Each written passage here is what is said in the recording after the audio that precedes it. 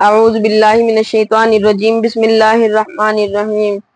ماں کی نافرمانی کی وجہ سے کلمہ طیبہ کا زبان سے نہ نکلنا۔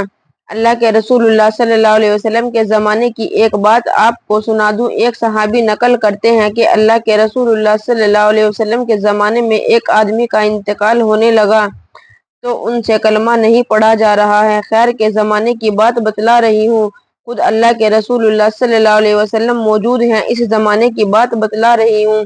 موت کے وقت لوگ ان کو کلمے کی تاکید کرتے ہیں مگر وہ کہہ رہے ہیں کلمہ نہیں پڑھا جا رہا ہے۔ کچھ لوگ اللہ کے رسول اللہ صلی اللہ علیہ وسلم کے پاس آئے، کہا کہ یا رسول اللہ صلی اللہ علیہ وسلم، فلاں آدمی کا انتقال ہونے جا رہا ہے، نزاع کی حالت میں ہے اور اس کو کلمے کی تلقین کرتے ہیں مگر وہ کلمہ نہیں پڑھ پا رہا ہے۔ حضور صلی اللہ علیہ وسلم نے پوچھا کہ وہ نماز پڑھتا ہے؟ تو انہوں نے کہا یا رسول اللہ نماز تو پڑھتا ہے۔ تو حضور صلی اللہ علیہ وسلم فوراً صحابے کو لے کر چل دیے۔ اس کے گھر جا کر پوچھا کہ کلمہ کیوں نہیں پڑھ رہے ہو؟ تو اس نے کہا یا رسول اللہ میں کلمہ نہیں پڑھ سکتا۔ اتنی بات انہوں نے نزاع کی حالت میں کہہ دی۔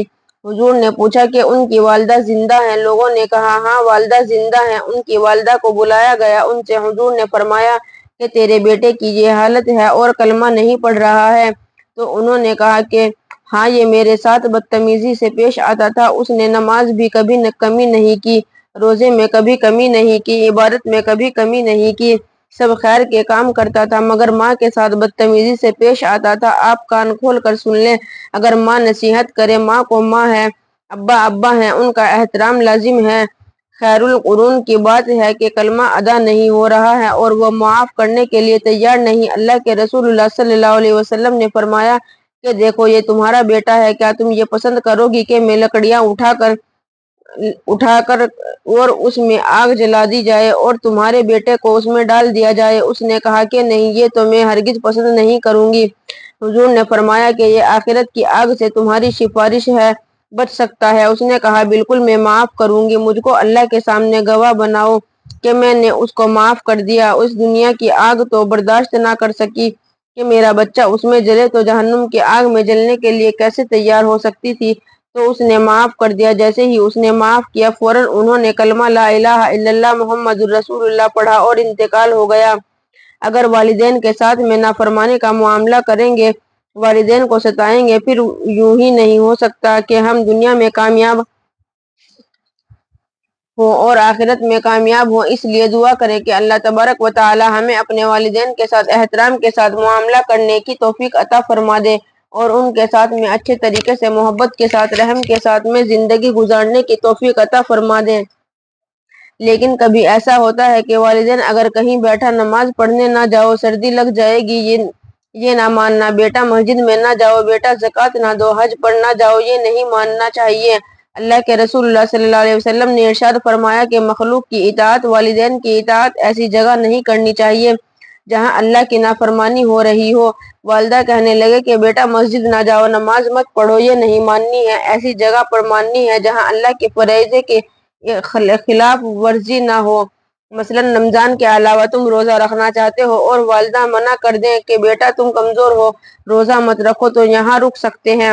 اور اگر رمضان میں کہیں کہ بیٹا روزہ مت رکھو تو پھر نہیں ماننی ہے، نفل پڑھنا شروع کر دو۔ تہجد میں اگر ماں کہے کہ بیٹا سردی ہے، وہاں تو مان سکتے ہیں، لیکن اگر تم فجر کی نماز پڑھنے جاؤ تو وہ کہنے لگے کہ بیٹا مسجد میں نہ جاؤ، سردی ہے، تو یہاں نہیں ماننی ہے۔ جہاں اللہ کے فریضے کی خلاف ورزی نہیں ہے، جہاں اللہ کے حکم کے خلاف نہیں ہو رہا ہے، جہاں اللہ کے حکم سے ٹکراؤ نہیں ہو رہا ہے، وہاں ماننی ہے۔ اللہ کے رسول اللہ صلی اللہ علیہ وسلم کے پاس یمن سے ایک آدمی آیا اور اس نے کہا یا رسول اللہ مجھ کو بھی ہجرت کی اجازت دے دیجیے۔ حضور صلی اللہ علیہ وسلم نے فرمایا تمہارے والدین ہیں؟ انہوں نے کہا کہ میرے والدین موجود ہیں۔ حضور نے فرمایا والدین سے اجازت لے لی؟ تو کہا نہیں۔ حضور صلی اللہ علیہ وسلم نے فرمایا کہ یمن جاؤ، پہلے اپنے گھر جاؤ اور والدین کی اجازت لو، اگر والدین اجازت دیں تو ہجرت کرو، اللہ کے راستے میں نکلو، اگر وہ تم کو اجازت نہیں دیتے ہیں تو تم ان کی اطاعت کو لازم پکڑو۔ اطاعت بھی کہاں کرنی ہے؟ ایسی جگہ پر جہاں اللہ کے حکم سے ٹکراؤ نہیں ہو رہا ہو، اللہ کے حکم کے خلاف ورزی نہ ہو رہی ہو، وہاں پر بات ماننی ہے۔ لیکن اگر اللہ کے حکم کے خلاف ورزی ہو رہی ہے تو بات نہیں ماننی ہے۔ اللہ کے رسول اللہ صلی اللہ علیہ وسلم نے سب حدوں بتلا دیے کہ کہاں ماننا ہے اور کہاں نہیں ماننا ہے۔ یہ دیکھو کہ کہیں اللہ کے حکم کے خلاف ورزی تو نہیں ہو رہی ہے، تب مانو، اور اگر اللہ کے حکم کے خلاف ورزی ہو رہی ہے تو پھر نہیں ماننی ہے۔ اس طریقے سے جب اللہ تبارک و تعالیٰ کے خلاف ورزی نہیں کریں گے تو اللہ تعالیٰ کی طرف سے انعامات نازل ہوں گے، اللہ تعالیٰ کی طرف سے برکتیں نازل ہوں گی اور اس کی زندگی بنے گی۔